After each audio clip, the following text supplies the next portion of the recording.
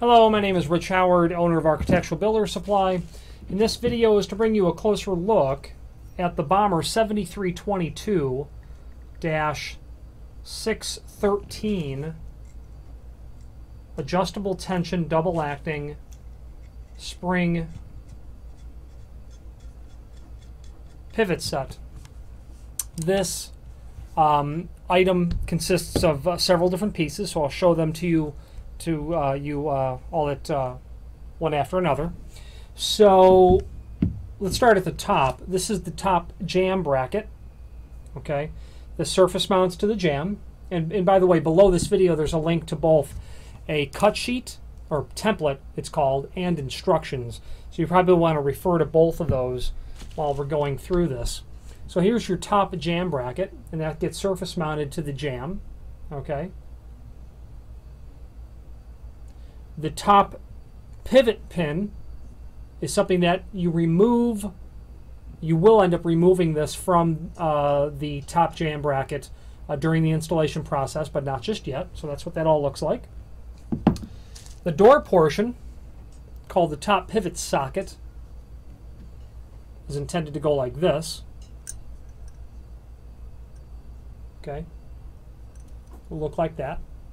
This portion is mortised to the top of the door. Okay. Then the business end, the bottom assembly. This is the 613 finish, by the way, the oil rubbed bronze. Okay. This consists of this nut, which in the process of installation you will remove, and this washer, the nut and the washer. Then the spring assembly will come off the bottom jamb bracket. And here's the jamb bracket. This will be installed to the frame. I'll show you that step in a moment. Then you've got your spring here. And the instructions are very clear that you are not to remove that pin which holds the tension on the spring before installation of this item. Otherwise it will cause trouble that you'll have to call factory support. These little things are the splines on the bottom shaft, which are going to become very important, and I'll show you that in a moment. So referring to the template, it's all very straightforward, I think, in terms of what you have to drill on your doors. And the 7322 is the mortise style, okay, meaning that the bottom of the door is going to be cut out to receive this body. You're in effect going to be cutting a notch out in the bottom of the door and then drilling a hole for what is called the boss portion of the bottom pivot. This is shown in the template as surface mounted.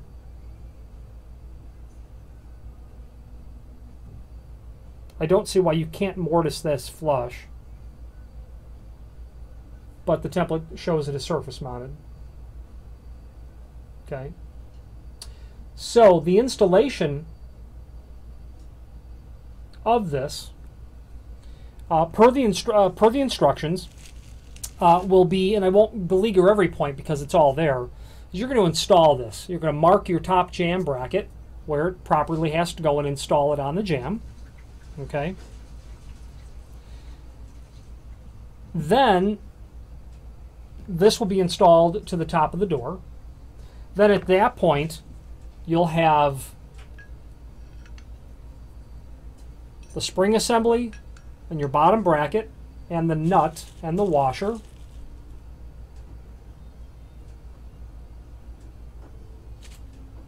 You'll mark on the jamb where the bottom bracket has to go. You'll mark it, then remove all of it. You'll remove all of this together and then install the bottom bracket onto the jamb. Then at that point you'll remove the top pin from the top pin assembly. You'll remove that, just unscrew it. Then the door in the bottom pivot, the door with the bottom pivot assembly attached, will mount through the bottom bracket You will then use the nut and the washer, and you will tighten that per the instructions.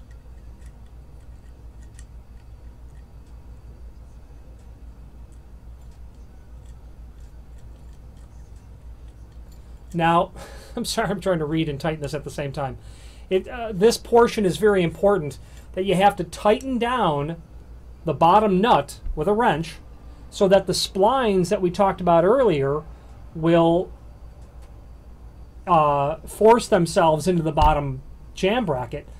That part is really critical because that's what's going to keep this from spinning inside of the bottom jam bracket. Okay, so you'll get that all put on tight. Now you've got it all in the opening, and then the last thing to really do is to reinstall the top pin, which we removed in the previous step, down through the top of the bracket, back down through, and it will mate to the pivot socket that's installed mortised to the edge of to the top of the door. And of course, you can presume that there's screws available for everything. The zinc color screws would be for the top pivot socket. Then you'll get your tension rod, and it's the tension rod which is where you're going to set the tension should you need to change the tension of your double acting pivot. And per the instructions,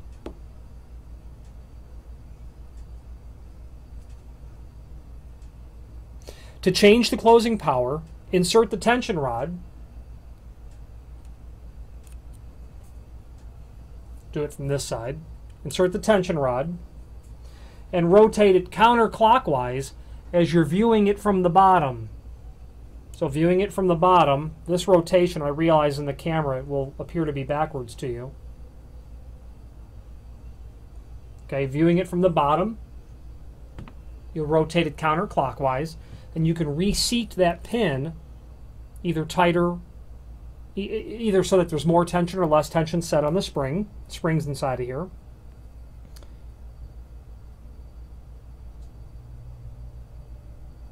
Leave your tension rod in place as you're doing that. You're going to want to maintain that. You're not going to want to let your tension go. Don't let the tension go on this.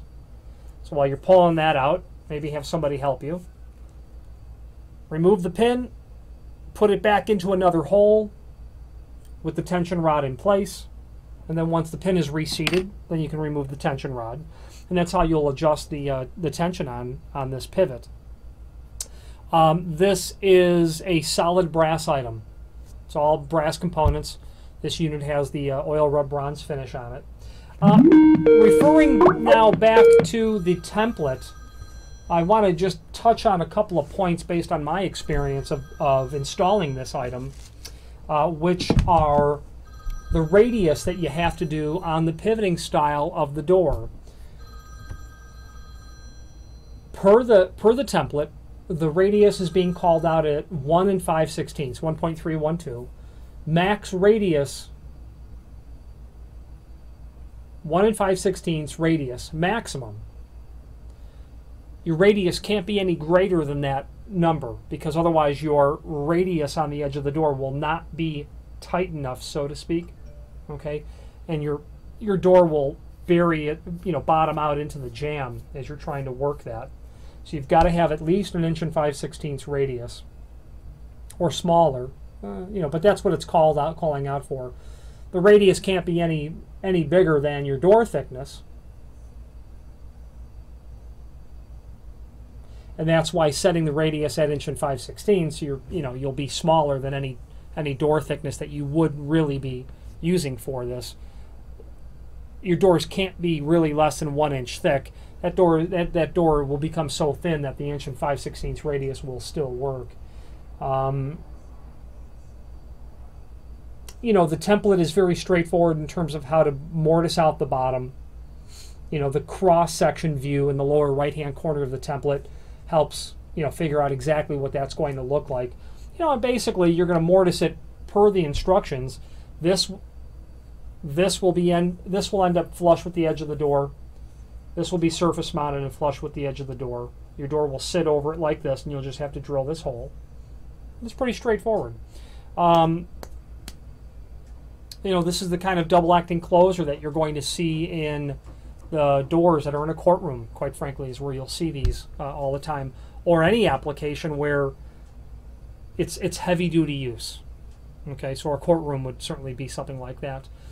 This is and there are certainly lower cost versions of this type of hardware that Bommer has, except that they are not intended for this heavy of a door, first of all, and smooth of an action. This is a ball bearing situation made of solid brass. So that's what sets this all apart. We've gone over everything. If you have any questions, please feel free to reach out to me. I'm familiar with this item. I've installed it. I've machined for it, and I'm familiar with how it works. So please feel free to reach out. If you have any questions on the Bommer 7322-613 adjustable spring tension double acting spring assembly or any other Bommer product, please feel free to reach out to us. Thank you.